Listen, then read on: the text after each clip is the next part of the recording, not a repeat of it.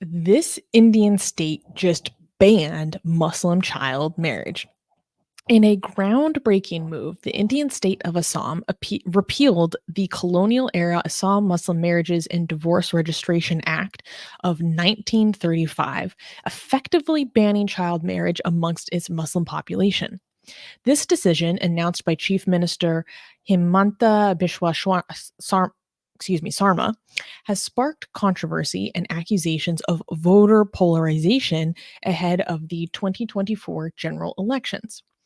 Sarma articulated the government's stance, stating, quote, "This move marks another significant step towards prohibiting child marriages in Assam, highlighting the act's outdated provisions that allowed the marriage registration below the legal ages of 18 and 21." The law's repeal aligns with Assam's broader crackdown on child marriages initiated last year, amidst claims of targeting the Muslim community. Critics argue this measure serves both to address child marriage and subtly pave the way for the Uniform Civil Code, a proposed legal framework aimed at standardizing personal law of all citizens regardless of religion, drawing sharp criticism from political opponents and leaders within the Muslim community who see it as an attempt to marginalize Muslims and provoke religious tensions. Okay, so there is a lot to get into here, and I need to explain some background concepts for people who are not familiar with how certain aspects of the law work in India. If you guys have been here for a while, you will be familiar, but I need to break it down for those who are not. So, okay, in India, this is, and I would just also like to say that, again, Indian law is very complicated. Personal law amongst the different religious communities in India is very complicated. So if I'm getting something wrong or not understanding a certain aspect, feel free to correct me in the live chat or in the comments, okay? Because again, this is detailed and complicated and very confusing. So in India, there are different customary and personal laws for different groups of people. So there's Hindu personal law, which is really actually for Buddhists, Jains, Sikhs, Hindus, etc. There's personal law for Parsis, aka Zoroastrians. There's personal law for Jews, Christians, and Muslims. Basically, when it comes to certain areas of your life, like inheritance, marriage, sometimes adoption, that these are ruled essentially by religious laws that have been integrated into the law of the land. So basically, that means that different communities have different rights available to them based on essentially an accident of birth. You have perhaps certain privileges that other groups do not have. You maybe have certain things that you cannot do that a woman from a different community can do. You're held to a totally different standard under the law because of the community that you were born into, right? And there are certain ways around it, but personal law is a very important aspect in many people's lives in India. So, when it comes to there is another push within the country towards something called the Uniform Civil Code. And the Uniform Civil Code is basically a desire to get rid of all these different personal laws where some people have privileges, some people have a lack of rights, get rid of this differential treatment under the law and create one standardized personal law across different all the different groups. And so generally speaking, I am totally in favor of the Uniform Civil Code. If you come from a libertarian background, I think you should support this because it simplifies the law, right? This is simplifying and standardizing the law. It also makes sure that people are equal under the law. So there is a push. So recently we talked about how Uttarakhand was the first state to actually implement the Uniform Civil Code. Congratulations to Uttarakhand. Wish you nothing but success. Okay. So salute. Um So basically, this happened in a different state, Assam, and Assam is a step towards moving towards uniform civil code, or that's what people think. So, Armin, do you have a question?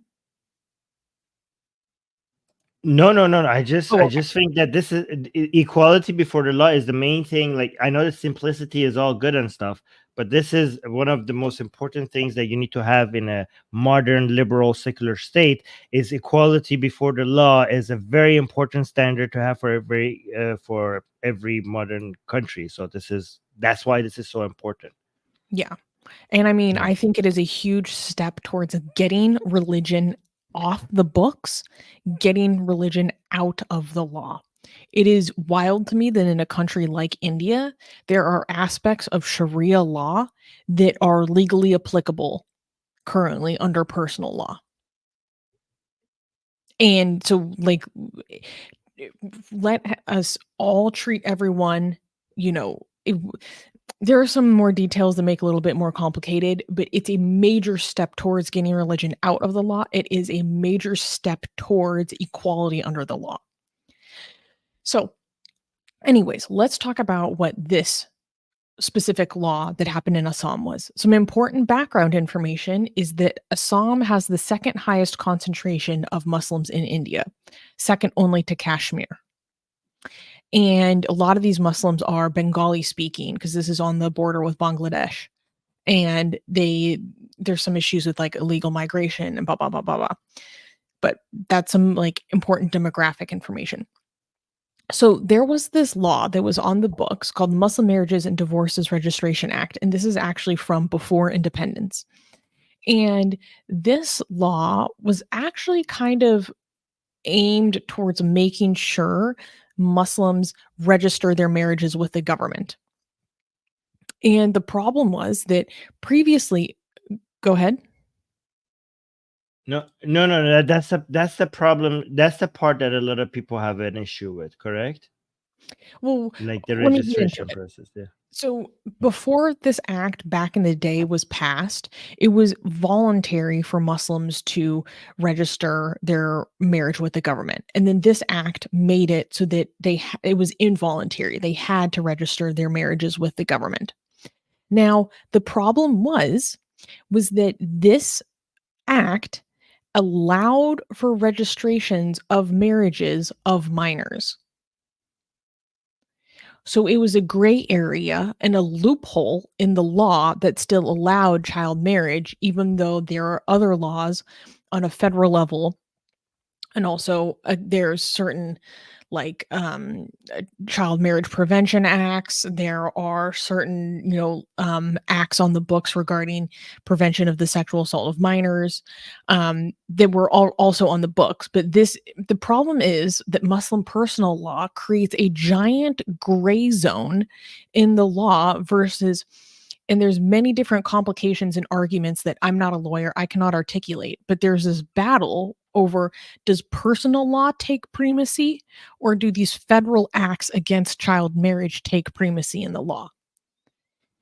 And the problem is that my understanding based on my research, there's no other religious community like Christians, Hindus, whatever, that are allowed to marry minors. My understanding, I could be wrong, but my understanding is that under personal law, Muslim personal law is the only community that has the privilege above other communities to marry children. And so there is a giant push both within establishing Surprise, the surprise. There is a giant push both with establishing the UCC, the Uniform Civil Code, which hasn't happened in Assam yet, but this is a step towards it, and with the repealing this colonial era act to get rid of child marriage in the state. And one thing that is pissing me off is that there are people who are like, oh my God, this is ahead of the elections. You're trying to polarize people. This is targeting the Muslim community. Okay, this is like cry bullying. This is such I mean, you're bullshit. right. Like, I'm If okay, I mean, if you are the only community that is, like, legally allowed to be marrying children, and then you stop people from marrying children, then, yeah, by de facto, it's targeting your community. What kind of argument is that? Yeah, if you have sex with children, we will be targeting you. Like, oh, this is targeting the community of people who is having sex with children. Yeah, and thank you. But go on. And it's very, frustrating that they're like, "Oh my god, this is targeting our community." Like, if okay, here's my stance. I am sure that there are probably, like, activists from within the community in Assam, like, that are maybe women who are survivors of child marriage that are trying to do activism against it or trying to raise awareness against it, that kind of thing. That probably exists. But if there is not an overwhelming push from within the community and all these Muslim personal law boards and the walk boards and so forth to organically within the community themselves push to get rid of these laws, then I don't want to hear any freaking complaining. If you guys are not going ahead and doing the hard work to get rid of this yourself, then yeah, we should step in and get rid of these loopholes. We should step right in and get rid of these loopholes even if you are pushing for this yourself. They should be gone. I don't care. I do not care what community you come from. Child marriage is unacceptable. And I want people to shut the fuck up and stop complaining about it like it's their right to deprive girls of economic opportunity, to continue the deprivation of children, when banning child marriage is a United Nations sustainable development goal where we're supposed to defeat it by 2023. What that means is that the entire world has come together to agree that this is unacceptable and needs to be eradicated. So if you're practicing it, then yes, you're going to feel targeted. But guess what? It's unacceptable. I don't care about your personal feelings. We are talking about loopholes in the law that allow for the legal RAPE of children. I don't want to hear you're complaining about your feelings, frankly. I care more about the safeguarding of these children. Because what people don't understand is that under any other circumstances, if these two people, if there was a minor girl and a man of the age of majority, and they had sex in India, the age of consent is 18. Anything below that is considered statutory RAPE, which means that even if it was consensual with the girl, by the law of the land, it is considered RAPE. But it is legal if it is under the guise of marriage. And let's not forget that India has a problem with criminalizing marital RAPE, leaving these girls no recourse, right? And this goes in line with how last year Assam had a giant crackdown on child marriage where they went and were doing mass arrests of people by the thousands for engaging in or facilitating child marriage. And there were some issues with that crackdown because like technically depending on what kind of act they were prosecuting people under, it might have exceeded the statute of limitations, et cetera, et cetera. But I read an article from last year by Al Jazeera about Assam's crackdown on child marriage, and I could not help but feel disgusted in the way that it was sympathetic towards these people that are essentially child rapists. Under the law of the land in India, that's what they would be considered. And in that basically they're like, "Oh my god, this crackdown is like breaking up happy families." Oh my god, like, there was literally this lawyer that they interviewed for this article that was like, "Oh, well, see, the problem is that she's not actually a child anymore, so she's not a child bride." I'm like, "Could you really be this thick? Can you really be this dumb? And then he also said that it was inappropriate for them to be prosecuted under POSCO, which is an acronym for a sexual assault of minors prohibition act. He's like, oh well, it's inappropriate for them to be, prosecuted under POSCO because we don't know if sexual abuse was happening in these relationships. By the understanding of statutory RAPE in your country, yes, it was. And regardless, I get so fired up about this because I have met with and I know child marriage survivors. And when they speak about their experiences, they're like, yes, I had to marry my rapist. And this happened to me constantly. And these are marriages that happened in the United States. I had no recourse. It's inherently unequal because I don't have the ability to retain a lawyer. If I try to escape, I can't go to a domestic violence shelter because I'm still a minor and they only take people under 18. I can't go into foster care because usually the act of getting marriage emancipates me.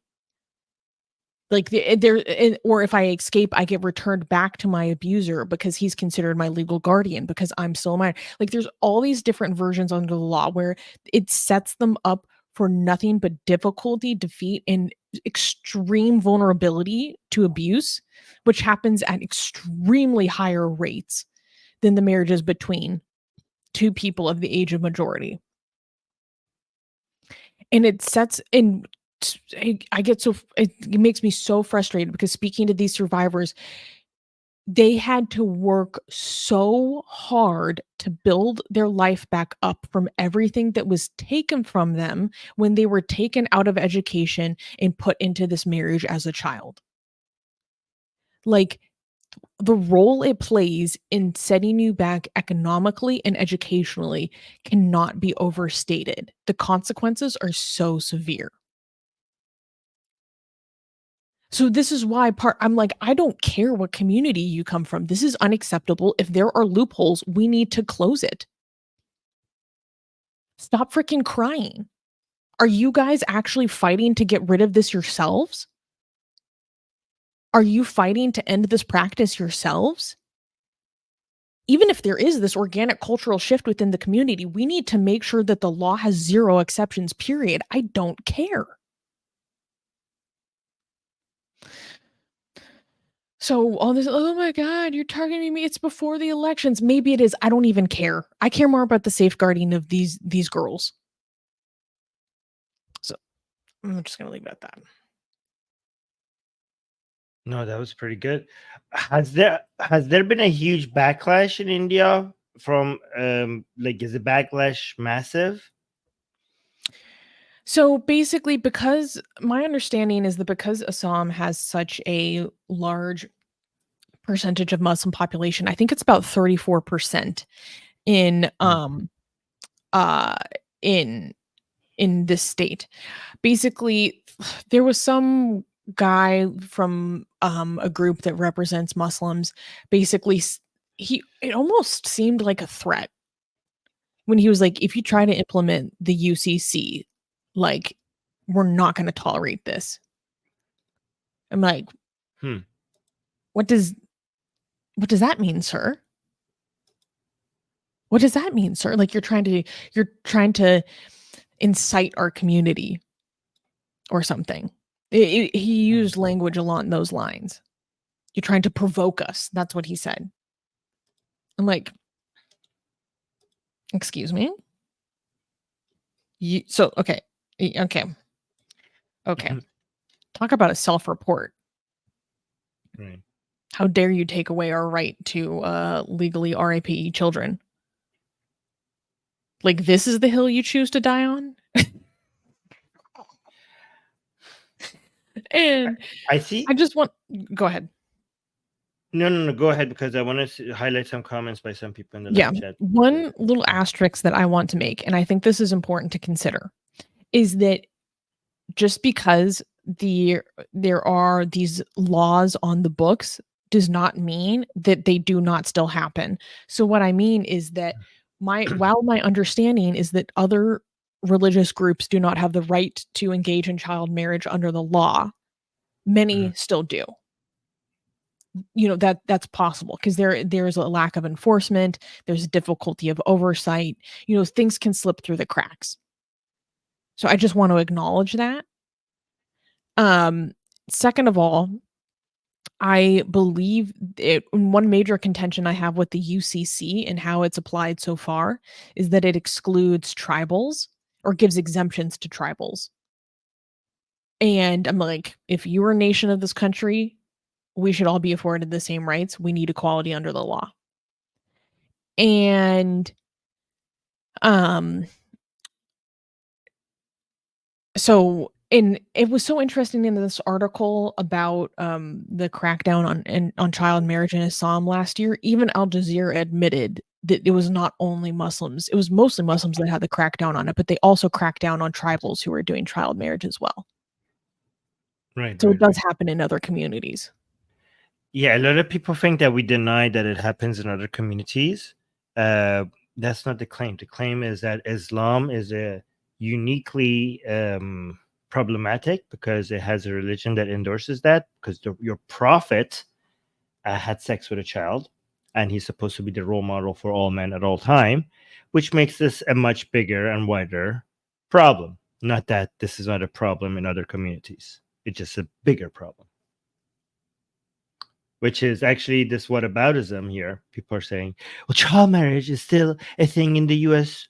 You better start to fight that, Susanna, as if we haven't. I literally do because it's literally part of my job, my full-time job. The Republic isn't even my job.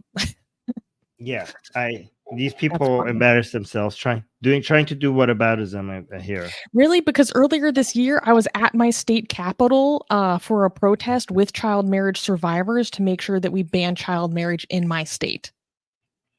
Mhm.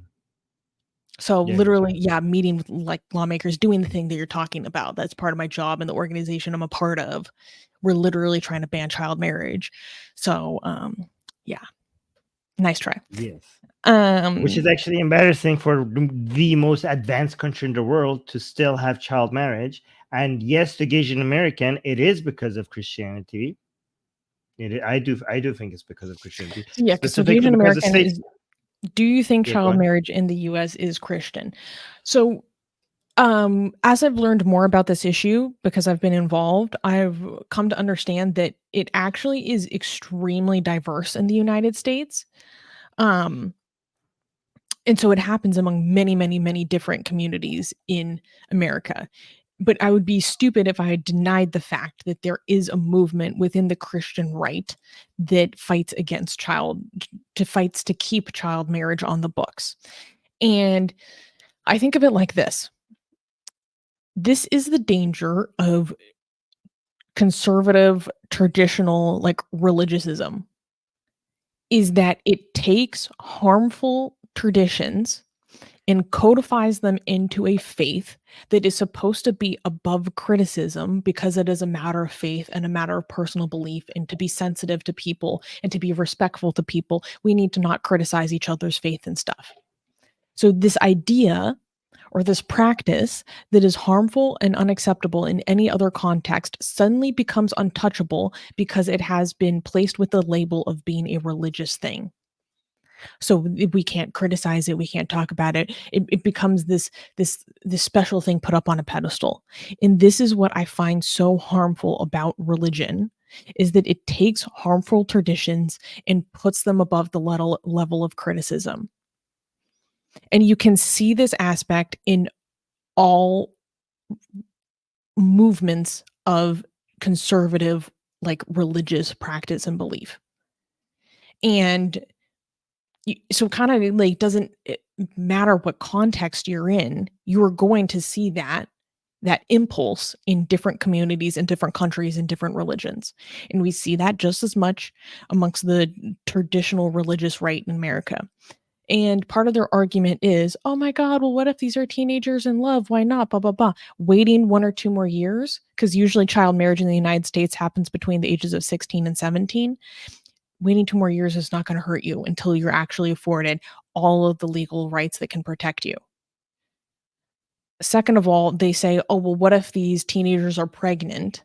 What if they got pregnant in high school or something? Isn't it better to like have this child not be born out of wedlock?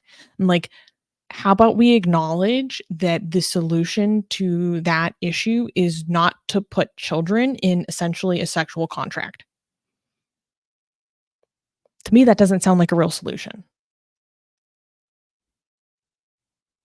And I would also like to give a personal FU to the ACLU, because the ACLU has actually, the ACLU, American Civil Liberty Union, has pushed to keep child marriage on the books. They are pro-child marriage. Because they're like, oh, if there are people, literally their argument is that child marriage is a pathway out of foster care.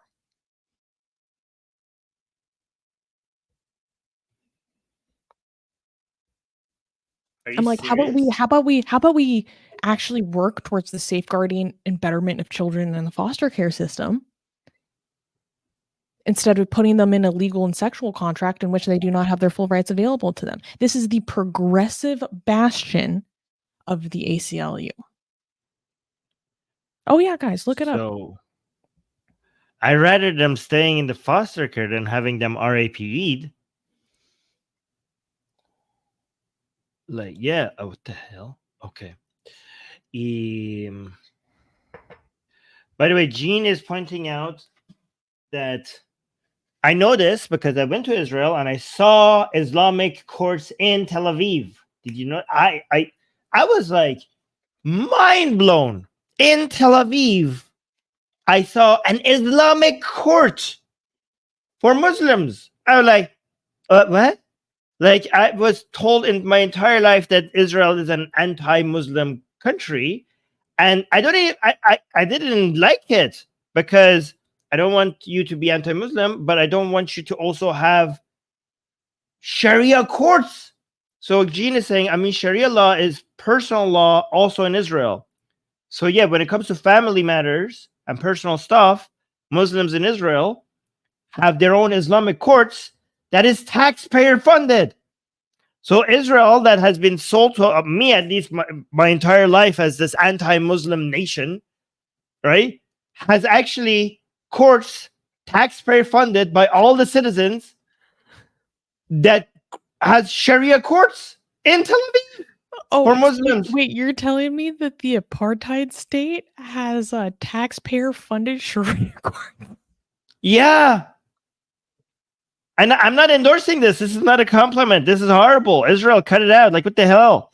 This is like anti-secularism. I don't, but it's also, it's shocking because it's the opposite of what we were told, but it's also not good. Like, this is not good. This is not something I like about, the legal system. This is a rebuttal to a common accusation that I actually don't like. Yeah. I like it because it's a rebuttal, but I hate it because it's not equality under the law. You're and like, it's also wait. Sharia. It's also anti-secularism. Yeah, like, this sucks. Yes, I was. Yeah, like, your argument defeated, but also this sucks. I don't know how I feel about it. Yeah, I don't like it.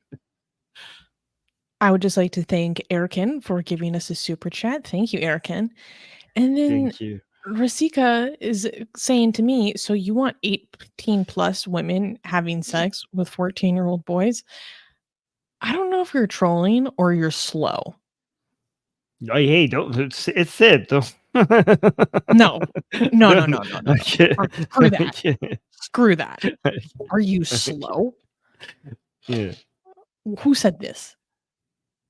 If you're taking umbrance with the fact that I am mostly talking about child marriage for girls, you would have to be willfully ignorant to not understand that the marriage of minors primarily affects females. Yes, it does happen to boys, but it mostly impacts women and girls. Also, I'm just asking a question. If the age difference is only 4 years, I don't see that big of a, I don't know, maybe because I know we have Romeo and Juliet laws. even if you're an adult and the other one is technically legally a child, I don't see an issue in a relationship if the age difference is below a certain level. I don't know how low it has to be, but if it's low, like if you're 18 and she's 16 and you're technically an adult and she's technically not an adult, I mean, come on, the age difference is 2. Like, that is fine. Right? Am I Well, wrong? I do not believe that India has any Romeo and Juliet laws. I could be wrong, I'm but not my talking about understanding is that law. it's I'm 18 talking about across the board. I'm not talking about laws or India. I'm just talking about what I'm comfortable with morally. This is a moral argument, right? Like I'm saying, if you're technically an adult and she's technically not an adult, if the age difference is small, in that situation, I'm morally okay with it.